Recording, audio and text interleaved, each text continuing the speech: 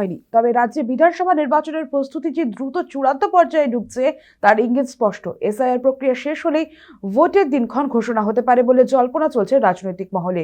এই আবহেই রাজ্যের মুখ্য নির্বাচনী আধিকারিক মনোজ আগরওয়ালের সঙ্গে বৈঠকে বসেন জাতীয় নির্বাচন কমিশন।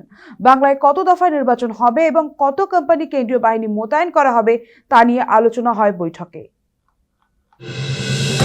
আর মাস চারেকের মধ্যে বাংলায় বিধানসভা নির্বাচন। নির্ঘণ্ট ঘোষণা না করলেও বিধানসভা ভোটের প্রস্তুতি শুরু হয়ে গিয়েছে। ইতিমধ্যে বাংলার ভোট কত দফার হবে, দফা কি কমতে চলেছে, বা নির্বাচন নিরাপত্তা ব্যবস্থা নিয়ে কমিশনের কি ভাবনা সে বিষয়ে চর্চা শুরু হয়ে গিয়েছে।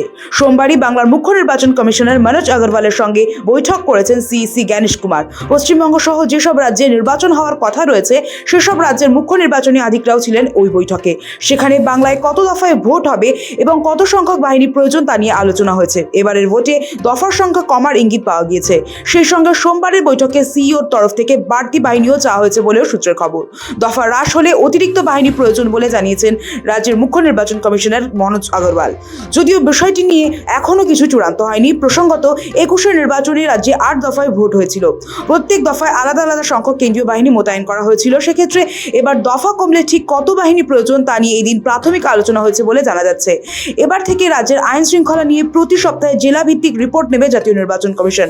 এই রিপোর্টের ভিত্তিতেই রাজ্যে আগামী দিনে স্পর্শকাতর বুথের সংখ্যা নির্ধারিত হবে এবং সেই সংবেদনশীল বুথের সংখ্যার উপর ভিত্তি করে কেন্দ্রীয় বাহিনীর সংখ্যা চূড়ান্ত করবে জাতীয় নির্বাচন কমিশন।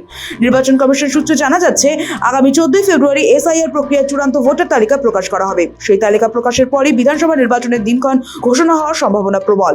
ফলে আগাম নির্বাচনের নিরাপত্তা ব্যবস্থা সুনিশ্চিত করতে তৎপর কমিশন। সেই সঙ্গে এখন থেকেই প্রস্তুতি পর্ব সেরে রাখতে চাইছে তারা। সৌভিক সান্যালের রিপোর্ট, সময়, কলকাতা।